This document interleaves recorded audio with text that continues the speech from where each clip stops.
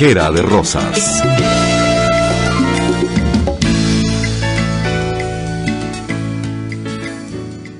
Buen día, Trinchera de Rosas está en el aire gracias a Aporrea, Comuna Activa y Voces Libertarias. Agradecemos a las personas que nos han escrito al correo trincheraderosas@gmail.com y a aquellos que nos siguen a través del Twitter Trinchera de Rosa. Estamos aquí Rodolfo y Rosa Natalia. Buenos días. Por ahí debe andar una columna quizás en Aporrea o ya está en nuestro blog que se llama Un golpe de Estado sin resistencia de la población chavista. Vamos a tomar el tema de la posibilidad de golpe de Estado militar dentro de las filas del chavismo. Es decir, ¿qué escenario permitiría o permite o ya está permitiendo que ocurra un golpe de Estado militar? Pero no de derecha, sino con un discurso de izquierda. ¿Por qué vamos a analizar ese escenario? Bueno, porque hay como varios elementos en la coyuntura política que pensamos que es interesante analizar y siempre lo relacionamos con otros eventos históricos que nos da la posibilidad de hacer comparaciones. Bueno, el estudio de la historia haciendo estas comparaciones siempre es muy acertada, diría yo. Y también se ve, es decir, a un nivel escalofriante cómo la historia se repite en ciclos, ¿ves? Otra vez, líderes caídos, líderes asesinados, revoluciones truncadas, pero por suerte tiene la constante que es la lucha revolucionaria que nunca termina, pues. Tampoco, exacto. Entonces tiene su lado de luz allí. Y entre las primeras conclusiones que nosotros vamos a traer y que queremos que ustedes tengan en mente es que las dictaduras no se instauran si la población no las respalda. Es decir, hay un pensamiento de que las dictaduras se instalan porque llegó una cúpula militar y sacan un líder o lo secuestran o lo asesinan o bombardean un palacio de gobierno y se pusieron allí y bueno, reprimieron y bueno, la gente se asustó y listo. La teoría que nosotros traemos es que las dictaduras necesariamente requieren de un nivel de aceptación de la población. Es decir, que la población está exigiendo la llegada de la dictadura. Pero un nivel de aceptación y un nivel de represión altísimo también. Claro, pero... ¿Sabe? Bueno, pienso yo. Sí, pero como que la gente lo estuviera como pidiendo, pues hay como un sentimiento de que, bueno, alguien tiene que ponerle orden a esto, alguien tiene que ponerle coto al desorden, a esta situación que ya no se soporta. Digamos, está esa matriz de opinión rondando en el aire, sí, que incluso lleva y obliga a militares a hacer los golpes de Estado. Esa opinión es fabricada también, puede ser fabricada también. Esta mañana estaba yo escuchando la radio en el carro y puse, sí, voy cambiando las emisoras y casualmente cambiando los canales me consigo a que está hablando Capriles. Capriles habla de una visita que le hizo al Papa Francisco, una visita privada de 20 minutos y de allí sacó todo un discurso de que si él fuese quien estuviera en el gobierno y de cómo él atacaría los problemas que ellos pueden solucionar y que han creado. Además, que han creado y todos los ataques que nos han hecho, ellos volverse la solución. Capriles sin querer va instalando también en la masa, en los humildes, el que lo esté escuchando en la radio, el sentimiento de que hay que poner un orden con otro tipo de gobierno. Lo que él no sabe es que él lleva agua al molino ajeno, porque ese discurso también cala en los militares, que dicen, bueno, si nosotros tenemos las armas, si nosotros tenemos la fuerza, si nosotros podemos pensar mejor que él porque somos bolivarianos, ¿por qué nosotros no mejor ponemos orden en todo esto? Entonces, cala en el radio escucha y cala también en el militar, que es un ser humano igual que todos nosotros, pues. Y utilizan las fuerzas y las instituciones más más antiguas que hay, la iglesia y el ejército. Sí, fíjate que el discurso, eso que tú dices es muy importante. El discurso del orador de orden del 5 de julio, Padrino López, el Sí. general, comenzó su discurso diciendo, hay que darle gracias a Dios porque es el creador de todas las cosas. Entonces fíjate tú, se sintetiza esas dos organizaciones más antiguas de la historia del hombre, que son la iglesia y los militares. Ahora, nosotros queremos hacer una aclaratoria aquí, porque también hay algunas personas que nos han escrito diciendo que es que, bueno, que los militares están en muchas posiciones del gobierno y que están entrenados para ejercer algunos puestos con altísima capacidad técnica. Y nosotros estamos de acuerdo con eso. Es decir, nosotros no tenemos una fobia absurda al uniforme militar, ni a sus rituales, ni a sus desfiles, nada de eso, porque al fin y al cabo Chávez era un militar, y nosotros como civiles aceptamos a Chávez como nuestro comandante. Es decir, que nosotros no tenemos ningún tipo de reacción así involuntaria hacia los militares, para nada. Lo que nosotros estamos ratificando aquí en este artículo, que usted lo puede encontrar en el blog trincheraderosas.blogspot.com, es que esa fuerza militar, a través de la historia y en otros ejemplos muy cercanos geográficamente e incluso en el tiempo, demuestran que esa fuerza militar, si no está guiada por las ideas de la izquierda, del socialismo, deviene en regímenes de dictadura de derecha. En nuestro caso particular, hay un pensamiento general de que la Fuerza Armada es bolivariana. Nosotros también somos bolivarianos, nosotros civiles revolucionarios también somos bolivarianos, pero la doctrina bolivariana, sin los siguientes pensadores como Marx, como el Che, como Fidel, la doctrina bolivariana no nos da la solución del modelo económico que nos hace falta para ser antiimperialistas hoy día en el 2014. Entonces, sí, tienes que ser bolivariano, tienes que ser antiimperialista, pero si no te sigue el eslabón siguiente del pensamiento, que es de lo mejor que ha generado los seres humanos, que es el socialismo, primeramente estudiado por Marx y después aplicado por Lenin, por el Che, por Fidel. Si usted no da ese salto, el bolivarianismo perfectamente te sirve para hacer un gobierno de derecha. Entonces, nosotros analizamos el discurso que se dio el 5 de julio, efectivamente en líneas generales era un discurso a favor del gobierno, apoyando el gobierno, reafirmando la doctrina bolivariana, antiimperialista, pero no se mencionó para nada en esa propuesta de apoyo militar al gobierno el socialismo. Entonces, nosotros damos esa alerta, bueno, porque estamos en el deber de hacerlo, de que incluso en algunos trozos de ese discurso, el representante pues que estaba allí dando el discurso, Padrino López, deslindó la Fuerza Armada del partido, diciendo que el chavismo no era un partido político, sino una doctrina.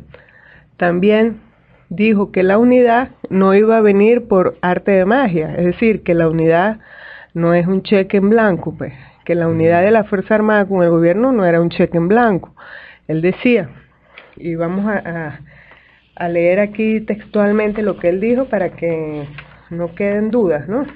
Ahora bien, para mantener y consolidar nuestra independencia es necesaria la unidad. Unidad y más unidad. Solo la unidad nos falta para completar la obra de nuestra regeneración. Ciertamente esta unidad no nos vendrá por prodigios divinos, sino por efectos sensibles y esfuerzos bien dirigidos. Cuando la conciencia revolucionaria es frágil, cuando los intereses individualistas se imponen, cuando el Estado se debilita, cuando los antivalores penetran las bases, nuestras bases de la juventud, surgen hombres y mujeres que vacilan, las opiniones se dividen, las pasiones las agitan y los enemigos los animan para triunfar. Tengámoslo presente, ante una situación como esta, lo indicado por el Libertador en su última proclama tiene más vigencia que nunca. Cito: todos debéis trabajar por el bien inestimable de la Unión, los pueblos obedeciendo al actual gobierno para liberarse de la anarquía, los ministros del santuario dirigiendo sus oraciones al cielo y los militares empleando sus espadas en defensa de las garantías sociales. Entonces, fíjate, él ahí ratifica que la unidad, que sí, que unidad. Entonces él dice, cuando la conciencia revolucionaria es frágil, cuando los intereses individualistas se imponen, cuando los antivalores penetran las bases, entonces, él dice, harán lo que dicta el Libertador, que es liberarse de la anarquía, dirigir las oraciones al cielo. Ahí está. Y emplear las espadas en defensa de las garantías sociales. Ese no fue el centro de su discurso, pero lo dijo. Y lo dijo hacia el final y lo dijo leído. Es decir, eso iba preparado en ese discurso. Sí. Entonces está hablando de una unidad de la Fuerza Armada o de ese alto mando militar con el gobierno de Maduro, siempre y cuando eso no se acentúe. Una conciencia revolucionaria frágil, anarquismo, egoísmo, anarquía, es decir, él está poniendo allí un condicionamiento de esa unidad entre el alto mando militar y el gobierno actual. El otro punto, dijo que el chavismo no era un partido. Con eso, él deslinda la Fuerza Armada, toda esta situación que está ocurriendo dentro del PSUV, que llama a la discusión del modelo económico. Él está diciendo, bueno, a nosotros no nos interesa lo que estén discutiendo en ese partido, porque nosotros somos chavistas, que es nuestra doctrina y eso no es un partido. Quien tenga el poder de interpretar la doctrina va a tener el control. El poder del gobierno, claro. Correcto. Ahora bien, ¿por qué nosotros le ponemos ese título al artículo? Porque en realidad lo que nos interesa es decir, cómo dar un golpe de Estado que no tenga resistencia en la masa chavista. Porque cuando el golpe de Estado de Chávez del 11 de abril, la gente salió. Sí. La gente salió a defender, entonces no estaban dadas las condiciones para que la masa aceptara la dictadura, porque si hubiese estado, se instala Carmona y estuviéramos todavía con Carmona, pero las condiciones en la masa no daban para una dictadura. Ahora lo que estamos diciendo ahorita es, están dadas las condiciones en la masa para que un golpe militar de discurso pseudo revolucionario se instale. Eso es lo que estamos diciendo. Está pidiendo la gente orden, está la gente pidiendo control, está la gente pidiendo, oye, sí, que vengan unos chavistas un poco más fuertes. Ahora, entonces, la gente, ¿qué gente? La gente, el pueblo, el chavismo, que vota, y ese otro montón de gente que son ancianos y no se movilizan a la urna de votación, o todos esos jóvenes que son parte del chavismo también porque sus padres son chavistas. Digamos, hay una masa que se ha beneficiado también de todas las misiones, que ha estado atendida a través de la renta petrolera, que de una u otra forma son chavistas, pues.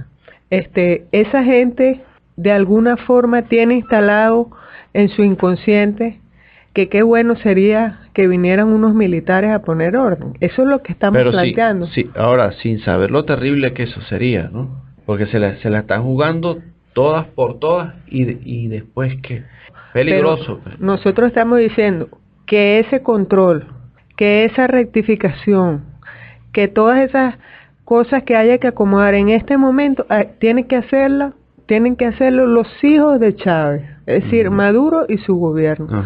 Esa es, digamos, nuestra opinión. Esa rectificación, ese orden, esa mesura tiene que venir del gobierno que está ahorita. Sí. Porque si nosotros apostamos por unos militares, porque son también herederos de Chávez, oye, mira, eso es delicado. Y tenemos ejemplos, como por ejemplo el que está escrito allí en el artículo, que está en el blog trincheraderosas.blogspot.com, tenemos el ejemplo de Videla. Videla entró a la Casa Rosada sin disparar un tiro, Claro, hubo protestas de algunos sectores de izquierda que después fueron desaparecidos, 30.000 desaparecidos. Pero ese país tiene millones de personas que aceptaron la dictadura de Videla y dijeron, por fin llegó alguien aquí a acabar con la inseguridad, igualito como acá. Por fin se van a acabar el desabastecimiento, que no era tal, es como ahorita, pues alguna cosa que tú vas a comprar y no hay, pero sí hay con qué comer y con qué bañarse, vivir, pues. Todo, digamos, no, claro. Nadie está pasando hambre. Igualito pasó en Argentina. Y cuando Videla entró a la Casa Rosada, por cierto, Perón tenía 1 año de muerto, era un líder carismático, la gente lo lloró, salió a la calle a acompañar sus restos. Bueno, como pasó con Chávez. Con Chávez, que hasta Evo se vino a exactamente acompañar. Y quien siguió el legado de Perón, que fue su esposa, Isabel, por supuesto no tenía el carisma que tenía Perón, no tenía la ascendencia sobre los militares y los sectores económicos, no tenía la ascendencia sobre la izquierda argentina que apoyaba a Perón.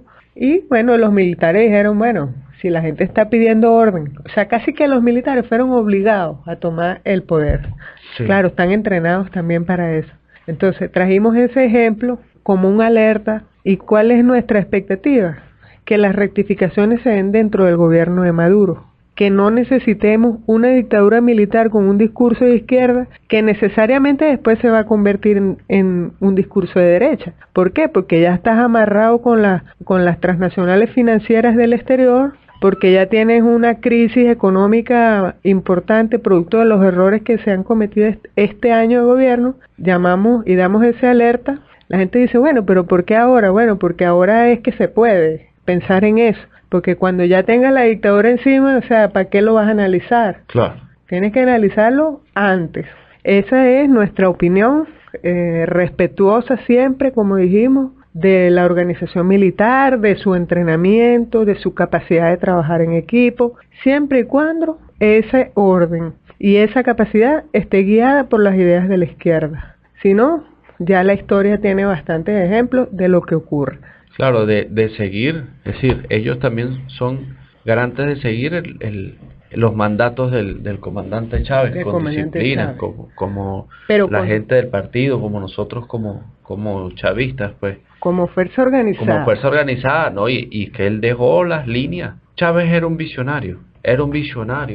Chávez nos dejó una línea clara y dejó un equipo armado para resolver las eventualidades que nos venían a futuro, que él también las sabía.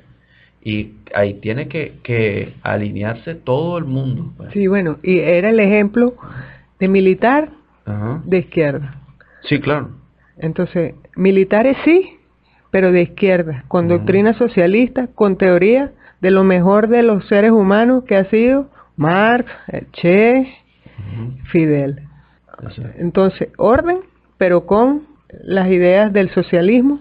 Y después al final del artículo les decimos, hacemos una reflexión acerca de eso que a veces consideramos como orden, ¿no? Pareciera que cuando llamamos a la discusión interna del chavismo, eso es desorden, ¿no? Eso está bien, hay que hacerlo. Vamos a leer este último pedacito que es hasta filosófico. No nos dejemos engañar. El verdadero orden viene de la libertad socialista, donde los hombres pueden erguirse por encima del mercado, donde pueden planificar y regular su economía de la mano de sus trabajadores. El orden viene de sabernos dueños y partícipes de nuestras empresas, de saber que nuestros hijos no desaparecerán, que nuestras mujeres serán respetadas, que nuestros cuadros podrán discutir sin temor a ser castigados severamente. Ese es el orden, aparentemente caótico, aparentemente desordenado. Ese es el verdadero orden humano. Bueno, y así nos vamos a despedir. Bueno, escríbanos al correo trincheraderosas@gmail.com. Síganos por el Twitter, Trinchera de Rosas. Y bueno, nos escuchamos por aquí. Chao.